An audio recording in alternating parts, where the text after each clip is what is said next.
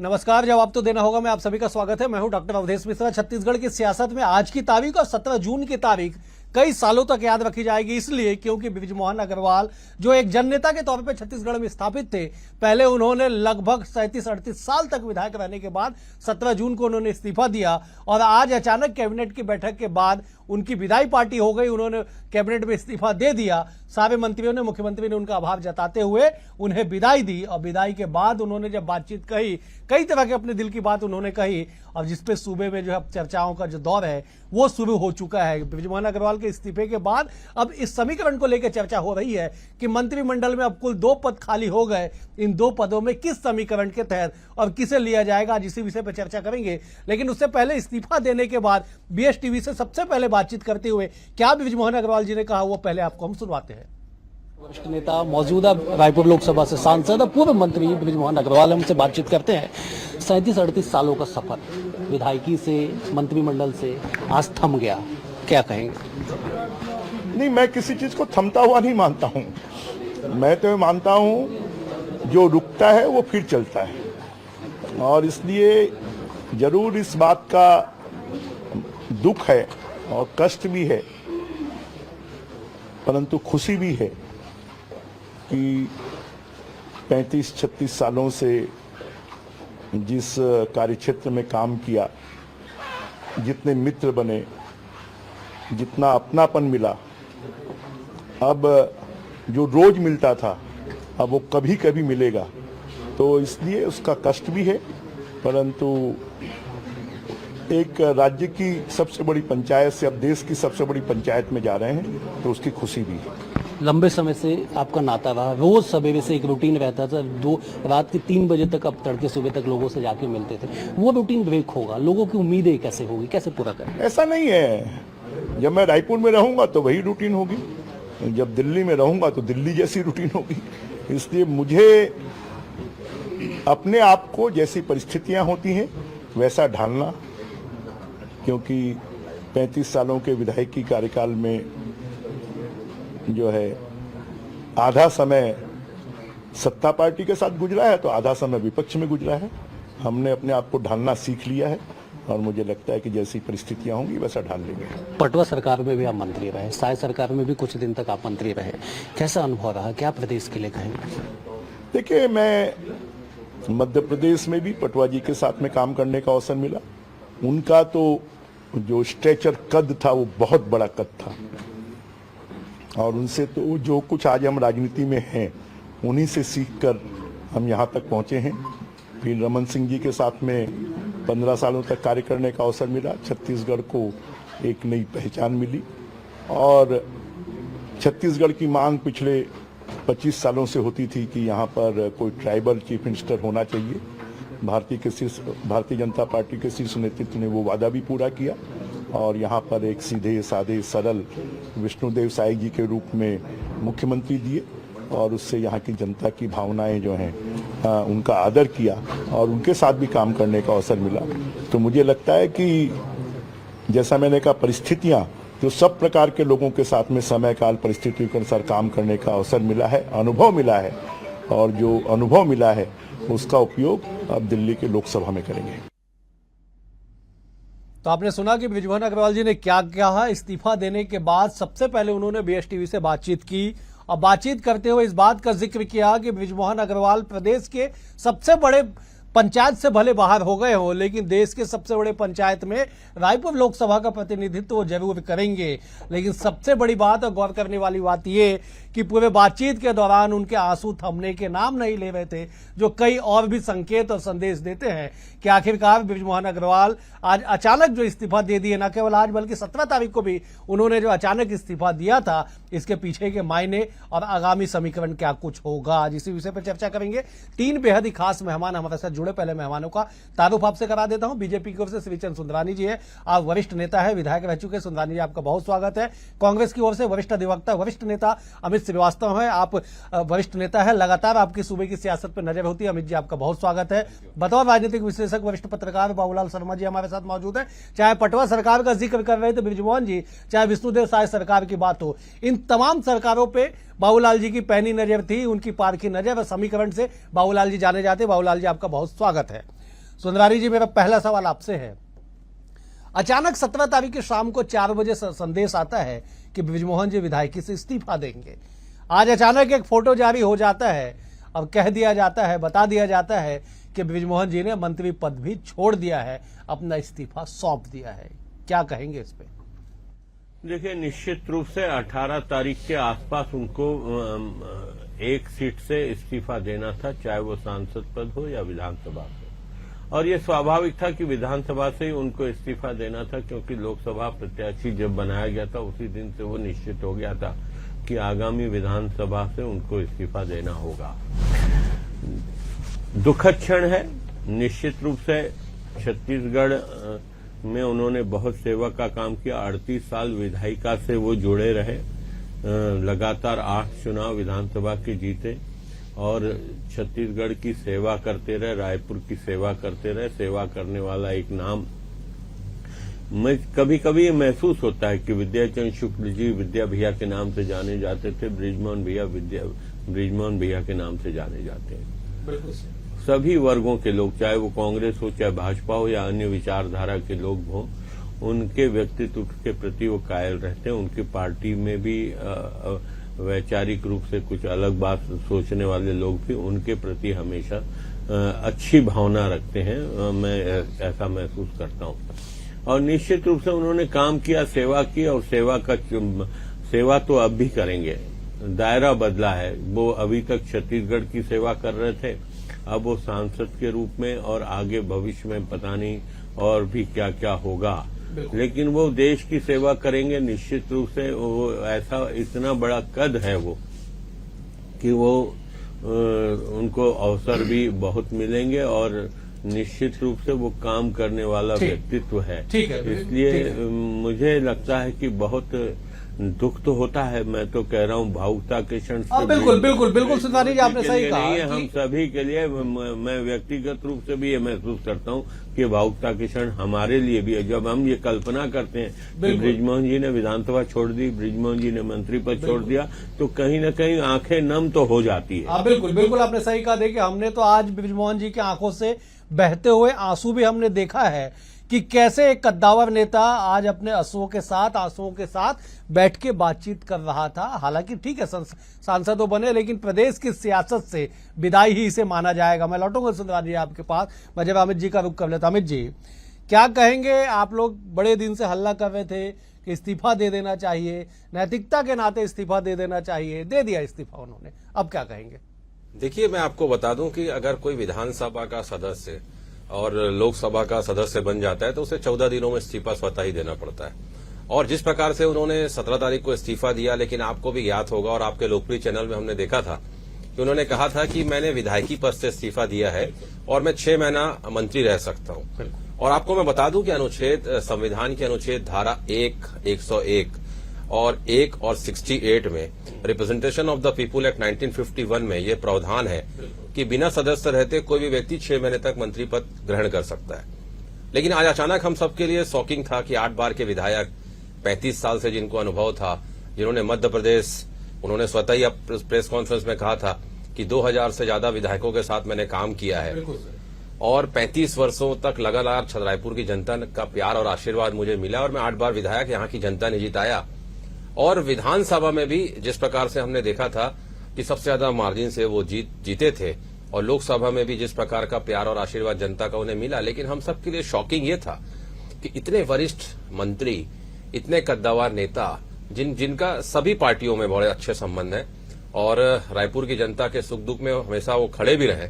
लेकिन मैं आपको फिर एक चीज कह दूं कि जिस प्रकार से अचानक से उनका इस्तीफा दे देना, मुझे लगता है जो हम कहते हैं ना कि पार्टी विद द डिफरेंस की बात करने, बीजेपी में इतने डिफरेंसेस हो गए हैं कि एक दूसरे को ये देखना पसंद नहीं कर रहे हैं। और मुझे लगता है कि ये अंदरूनी कहीं ना कहीं खींचातानी का नतीजा है कि अचानक जो इतने वरिष्ठ मंत्री, जिन्होंने मध्य प्रदेश में पटवा सरकार में भी वो मंत्री रहे, लगातार रमन सिंह जी के साथ भी वो मंत्री रहे, साय साहब के साथ अगर आप देखेंगे बहुत वरिष्ठों को छोड़ दिया गया था लेकिन वो उनको मंत्री बनाया गया था। लेकिन उनके कहने के बाद भी कि मैं 6 महीना मंत्री रहूंगा, आज अचानक से इस्तीफा दे देना, मुझे लगता है बीजेपी में सब कुछ जितना दिख रहा है उतना अच्छा नहीं है। ठीक है, मैं लौटूंगा आपके। मैं जब एक बार जब बाबूलाल जी का रुख कर ले, तो बाबूलाल जी, तमाम सियासत के समीकरण को आप बखूबी समझते हैं और आपकी टिप्पणियां हम लोग लगातार पढ़ते हैं।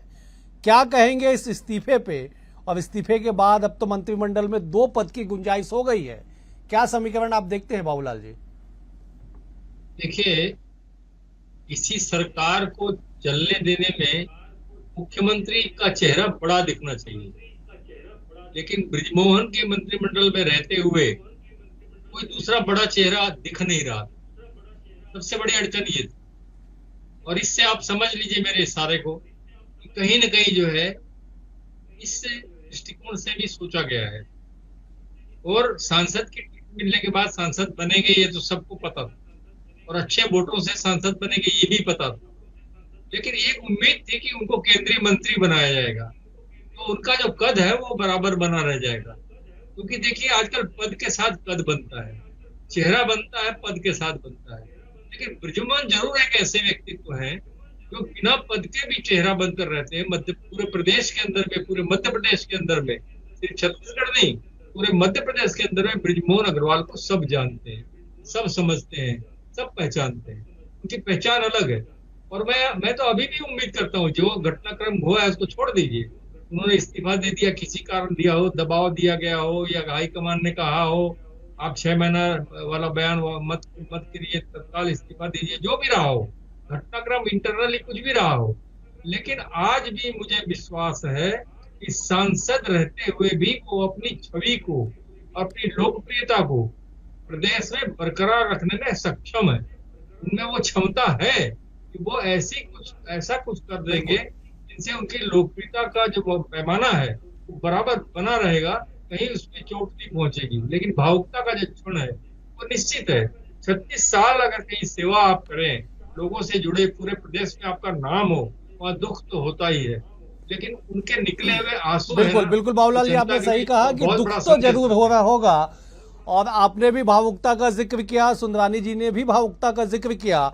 तो बातचीत करते हुए कैसे भावुक हो गए थे बृजमोहन अग्रवाल जी, ये भी जब अपने दर्शकों को एक बार हम सुनवा देते हैं, दिखवा देते हैं कि कैसे उनके लिए भावुकता का पल था कि जब वो भावुक हुए तो हमें अपना इंटरव्यू रोकना पड़ा।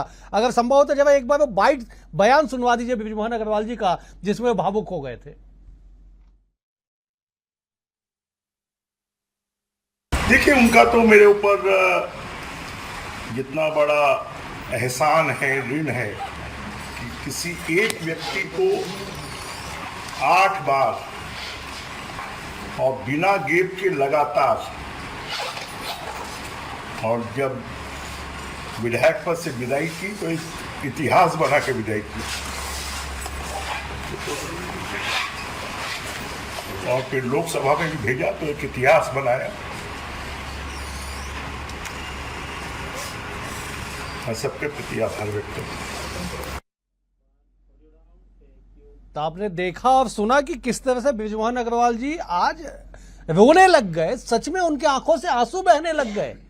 एक ऐसा नेता जो 37-38 साल तक विधानसभा का प्रतिनिधित्व करता हो और उसके आंखों में अगर इस पल आंसू हो तो समझा जा सकता है कि दुख तो बेहद है मन में। खैर, राजनीति है, नए नए समीकरण बनते हैं और इसी समीकरण पे हम आगे चर्चा करेंगे कि अब क्या समीकरण सुंदरानी जी आप देखते हैं। 2 मंत्रिमंडल में जो मंत्री पद है उनकी संख्या अब 2 हो गई, रिक्तों की संख्या। क्या समीकरण आप लोग तय करेंगे सुंदरानी जी? देखिए डॉक्टर साहब, ये बड़ा टेढ़ा सवाल आपने मुझसे किया जिसका जवाब मेरे पास नहीं है, और मैं उस लेवल का कार्यकर्ता भी नहीं हूं कि मैं आपको इसका जवाब दे पाऊं या मेरे पास उसका जवाब हो। ये मुख्यमंत्री जी के विशेषाधिकार का मामला है, पार्टी के शीर्ष नेतृत्व के विशेषाधिकार का मामला है। पर्याप्त हमारे पास नेतृत्व है। सुंदरानी जी, मैं माफी के साथ आपको टोक रहा हूं। मैं नाम कतई नहीं पूछ रहा साहब कि आप नाम बताइए कि कौन मुख्यमंत्री होंगे। आप सरकार के अभिन्न अंग रह चुके हैं, आप विधायक रह चुके हैं, आपको पता है इंटरनल अरेंजमेंट क्या होते हैं। क्या समीकरण आप देखेंगे? जातिगत समीकरण होगा, क्षेत्रगत समीकरण होगा, नए पुराने का मिक्सचर होगा? क्या ये मैं समीकरण एक बार अपने जनता के लिए, अपने दर्शकों के लिए समझाने के मैं आपसे निवेदन करता हूं। जब निर्धारण होता है तब बहुत सारे समीकरणों का ध्यान दिया जाता है, और हमारे पास पर्याप्त मात्रा में विधायक हैं, सुलझे हुए नेता हैं, वरिष्ठ नेता हैं, अनुभवी नेता हैं, जो वर्षों तक मंत्री रहे, ऐसे नेता हैं। अब पार्टी इसमें किस प्रकार का निर्णय लेती है मैं कहने की स्थिति में नहीं हूं और न ही मैं उस स्थिति में हूं कि मैं आपको कुछ बता पाऊं। ठीक है, मैं अमित जी का रुख कर रहा था। अमित जी, देखिए आपने तो सीधे तौर पे कह दिया है कि बीजेपी में शायद सब कुछ ठीक नहीं है जो दिखाने की कोशिश की जा रही है। मैं सुंदरानी जी से अगली बार जवाब लूंगा, लेकिन आपको क्या लगता है साहब कि 2 पद रिक्त हो गए, क्या समीकरण पे बीजेपी फोकस करेगी? अमित जी, देखिए, यहाँ के नेता कुछ भी समीकरण बनाते रहे, बिगाड़ते रहे, बनेगा वही जिसका पर्ची से दिल्ली से नाम आएगा। हमने देखा था राजस्थान में जिस प्रकार से पर्ची पे सीएम बने, मध्य प्रदेश पे पर्ची पे सीएम बने। मैं कहना नहीं चाहता, विष्णुदेव साय जी अच्छे व्यक्ति हैं, लेकिन मुझे ये लगता है कि जिस प्रकार का एक हमें अभी एक्सपीरियंस देखने को मिला है, जो 3 राज्यों में सरकार बनी, किस प्रकार से पर्ची आती है और उस पर नाम लिखा जाता है, मुझे लगता है वो जो भी बनेगा, छत्तीसगढ़ का जो 2 मंत्री बनने वाले, वो सौभाग्यशाली व्यक्ति जिनके नाम पर्ची में आएगा वही मंत्री बनेगा। और हमने देखा है कि जिस प्रकार से यहाँ पर चुनाव के पूर्व भी नाम, जो भी प्रभारी वहां से नाम ले जाए, प्रभारी वहां से नाम वही आता है जो वहां की पर्ची में लिखा जाता है। तो बहुत ज्यादा सोचने विचारने का विषय नहीं है, लेकिन आपके लोकप्रिय चैनल पे मैं एक मांग जरूर करना चाहूंगा, क्योंकि हम रायपुर के रहवासी हैं, ये विशेष अधिकार है मुख्यमंत्री जी का किसे बनाना है किसे नहीं बनाना है, और इससे हमारा बहुत ज्यादा लेना देना नहीं है, क्योंकि ये उनका प्रोगेटिव है कि किसे बनाना है। बिल्कुल। लेकिन एक रायपुर का रहवासी होने के नाते, एक पार्टी का प्रवक्ता होने के नाते मुझे ऐसा लगता है कि रायपुर को प्रतिनिधित्व मिलना चाहिए। और कहीं ना कहीं, क्योंकि जब जिस क्षेत्र से कोई व्यक्ति मंत्री बनता है तो निश्चित तौर पे उस क्षेत्र का विकास भी होता है। और मैं फिर आपके लोकप्रिय चैनल से मांग करूंगा कि कम से कम एक रायपुर का निवासी होने के नाते कि प्रतिनिधित्व निश्चित तौर पे रायपुर को मिलना चाहिए, क्योंकि ऐसा नहीं होना चाहिए कि अगर कोई अमित जी मैं लौटूंगा। मैं बड़े अचरज की बात है कि ये मांग अगर आप 2018 में अपनी सरकार में कर लेते तो शायद रायपुर से कोई मंत्री जरूर हो जाता। कांग्रेस की सरकार में तो रायपुर गोल था, उस वक्त शायद ये मांग करते तो शायद और कुछ बेहतर होता। मैं लौटूंगा आपके पास जब पता था आप जरूर बोलेंगे, उसके बाद भी मैं ये मांग कर रहा हूँ। ठीक है, मैं लौटूंगा आपके पास जब मैं एक बार बाबूलाल जी का रुख कर लेता हूँ। बाबूलाल जी, क्या आपको लगता है किस समीकरण को साधेगी बीजेपी और क्या आगे की तस्वीर होगी, क्या आगे का राह बीजेपी तय करेगी? क्योंकि सामने न केवल निकाय चुनाव बल्कि दक्षिण में उपचुनाव भी होना है। बाबूलाल जी, देखिए, 2 मंत्री की बात आप लोग कर रहे हैं बार बार। 2 मंत्रियों का चयन होगा, 2 मंत्री का चयन। मैं कहता हूँ 2 मंत्री से ज्यादा मंत्रियों का चयन कैसे होगा ये इस समय बताएं। मुझे लगता है, मुझे ऐसा ज्ञात होता है, समझ में आता है कि एक बार जो है रिसफलिंग के लिए मुख्यमंत्री सभी मंत्रियों से, पूरे मंत्रिमंडल से इस्तीफा ले लेंगे और उसके बाद रिसफल होगा, जैसा कई प्रदेशों में प्रयोग हुआ है।